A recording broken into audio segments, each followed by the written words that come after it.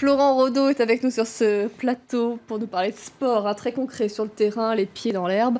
On parle de football évidemment et de l'équipe de France hier qui a été magnifique, talentueuse. J'en sais rien, j'ai pas regardé le match, mais apparemment.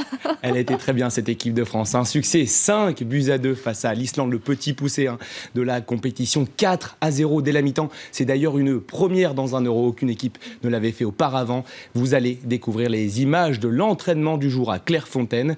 Décrassage habituel pour les titulaires, séance légère pour ceux qui n'ont peu ou pas joué. Objectif, cette demi-finale de jeudi où un tout autre morceau attendra les Français, puisque ce sont les Allemands qui se dressent sur la route des hommes de Didier Deschamps, championne du monde en titre. La Mannschaft est la meilleure défense de cet Euro, avec un seul but encaissé, c'était face aux Italiens en quart de finale.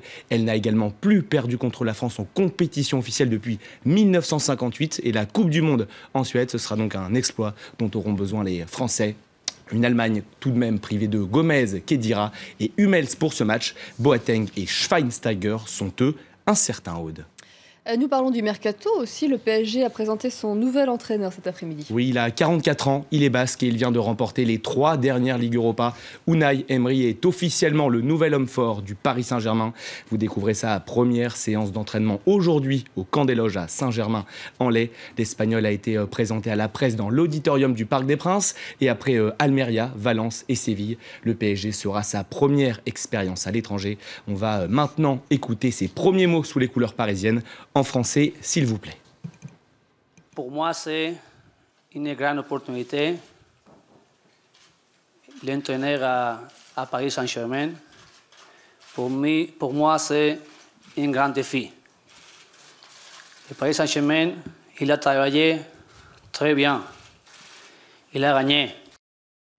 Le club parisien qui a également présenté une recrue en la personne d'Hatem Ben Arfa. Oui, l'ancien joueur de Nice et natif de Clamart dans la région parisienne. Eh bien, il portera le numéro 21 dans la capitale. Ce n'est que du bonheur selon ses propres termes. Hatem Ben Arfa est l'une des 3 recrues estivales avec le Polonais Krychowiak et le Belge Meunier. On va également écouter Hatem Ben Arfa.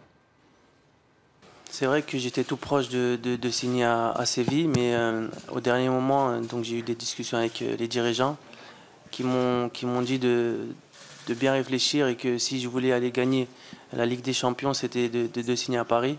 Donc ça m'a fait bien réfléchir et j'ai opté pour venir ici. Je suis vraiment très content d'être ici et c'est vraiment le projet sportif qui a apporté toutes ces réponses.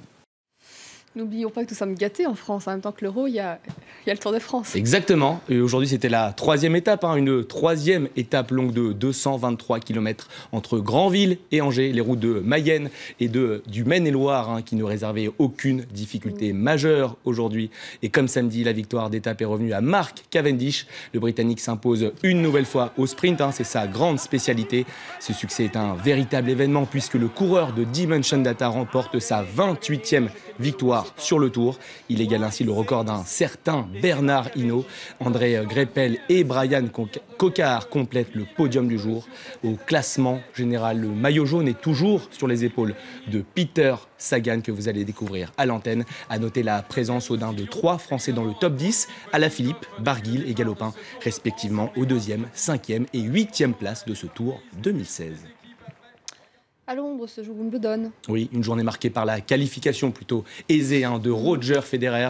Le Suisse disposant 3-7 de l'Américain Johnson. 6-2, 6-3, 7-5, c'est le score final. C'est sa 306e victoire en Grand Chelem. Record de Martina Navratilova.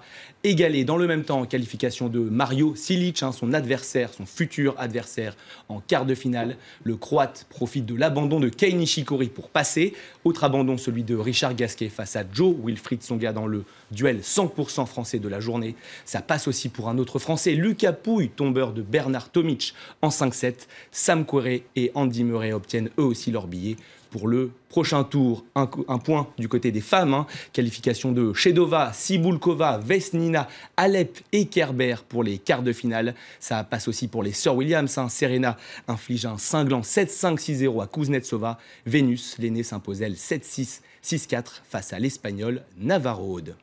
Nous terminons avec du basket. Ce coup de tonnerre en NBA. C'est sans aucun doute le transfert de l'année. Écoutez bien, si vous êtes amateur de NBA, Kevin Durant va s'engager chez les Golden State Warriors, finaliste bien sûr cette année en NBA. Le MVP 2014 rejoint donc les Stephen Curry, Klay Thompson et autres Draymond Green. C'est une véritable Dream Team que va coacher Steve Kerr en Californie l'année prochaine. Il devrait signer pour 5 ans et un contrat qui devrait avoisiner les 150 millions de dollars. Aude. Même moi, je connais leur nom, c'est dire.